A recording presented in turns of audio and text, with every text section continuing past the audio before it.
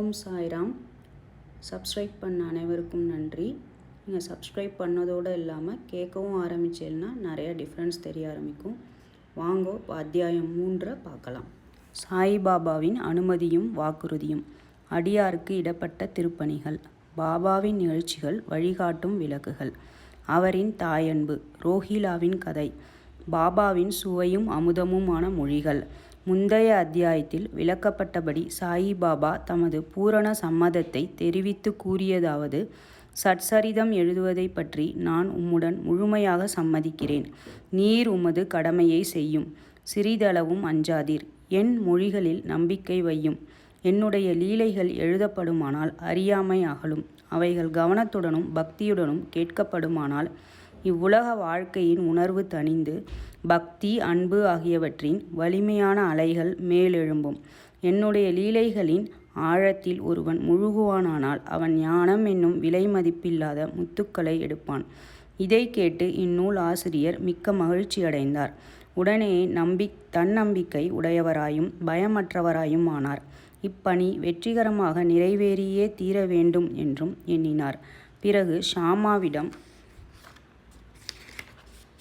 மாதவராவ் தேஷ்பாண்டே திரும்பி பாபா கூறியதாவது: ஒருவன் என் நாமத்தை அன்புடன் உச்சரிப்பானாகில் நான் அவனுடைய ஆசைகளை பூர்த்தி செய்து அவனுடைய பக்தியை அதிகப்படுத்துவேன்.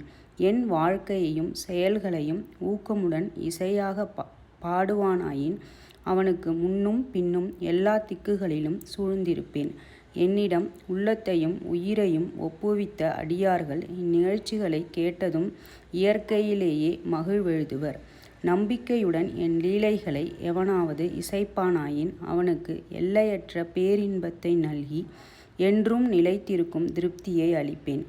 எவன் என்னிடம் பூரண சரணாகதி அடைகிறானோ, எவன் என்னை விசுவாசத்துடன் வணங்குகிறானோ, எவன் என்னை நினைவில் இருத்தி நிரந்தரமாக தியானம் புரிகிறானோ அவனை விடுவிப்பது எனது சிறப்பியல்பாகும். என் நாமத்தை உச்சரிப்பவர், என்னை வணங்குபவர், எனது வாழ்க்கை நிகழ்ச்சிகளை பற்றி எண்ணி இவ்வாறாக என்னை நினைவில் இருத்தி இருப்பவர்கள் எங்கனம் உலக பொருட்கள் உணர்ச்சிகள் இவைகளில் கவனம் உள்ளவர்களாக இருக்க முடியும்? சாவின் வாயினின்று எனது அடியவர்களை நான் வெளியே இழுத்து விடுவேன். எனது கதைகள் கேட்கப்பட்டால் எல்லா நோய்களும் விலகும். எனது கதைகளை மரியாதையுடன் கேட்டு அவற்றை எண்ணி தியானம் செய்து கிரகித்து கொள்ளுங்கள். இதுவே மகிழ்ச்சிக்கும் திருப்திக்குமான மார்க்கமாகும். என் அடியவர்களின் பெருமையும் அகம்பாவமும் அற்றுவிடும். கேட்பவரின் மனம் அமைதிப்படுத்தப்படும்.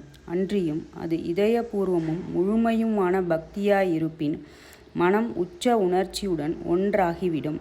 சாயி சாயி என்று சாதாரணமாக ஞாபகமூட்டி கொள்வதே பேசுவதில் கேட்பதில் உள்ள பாவங்களை தீர்க்கும். அடியவர்களுக்கு அளிக்கப்பட்ட பலதரப்பட்ட பணிகள். ஆண்டவர் வெவ்வேறு பணிகளை வெவ்வேறு அடியவர்களிடம் ஒப்புவிக்கிறார். சிலர் கோவில் மடம் ஆகியவற்றை கட்டுவதற்கும் சிலர் புண்ணிய தீர்த்தங்களுக்கு படிக்கட்டுகள் அமைப்பதற்கும் நியமிக்கப்படுகிறார்கள். சிலர் ஆண்டவன் புகழை பாட நியமிக்கப்படுகிறார்கள். சிலர் க்ஷேத்ராடன யாத்திரைக்கு அனுப்பப்படுகிறார்கள். ஆனாலும் எனக்கு சட்சரிதம் எழுதும் வேலை ஒப்படைக்கப்பட்டது.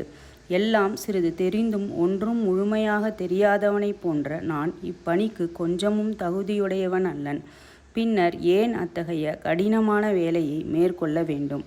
எவரே சாயிபாபாவின் உண்மை வரலாற்றை எடுத்து எம்ப முடியும்? சாயிபாபாவின் அருள் ஒன்று மட்டுமே இக்கடின வேலையை நிறைவேற்ற ஊக்கமளிக்க முடியும். எனவே நான் எனது பேனாவை கையில் எடுத்தபோது சாயிபாபா எனது அகங்காரத்தை அகற்றிவிட்டு அவரே தமது நிகழ்ச்சிகளை எல்லாம் வரையலானார். ஆதலின் இந்நிகழ்ச்சிகளை எல்லாம் விவரிப்பதன் பெருமை அவரையே அடைகிறது, என்னையல்ல. பிறப்பில் மறையவனாக இருப்பினும் ஸ்ருதி சம்ருதி என்ற 2 கண்கள், பார்வை அல்லது காட்சிகள் தேவையுள்ளவனாக இருந்தேன். எனவே சட்சரிதத்தை எழுதவே இயலாத நிலையில் இருந்தேன். ஆனாலும் ஆண்டவன் அருள் ஊமையை பேச வைக்கிறது, முடவனை மலையை கடக்க செய்கிறது.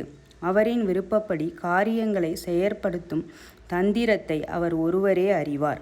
புல்லாங்குழலோ ஹார்மோனியமோ எங்கனம் ஒலி எழுப்புகிறது என்பதை அறியா. இது அவற்றை வாசிப்பவனையே சார்ந்தது.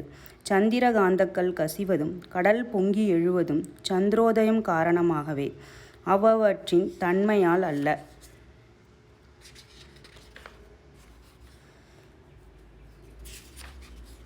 இந்த அத்தியாயத்தின் தொடர்ச்சியை நாம் அடுத்த வீடியோ பதிப்பில் பார்க்கலாம்.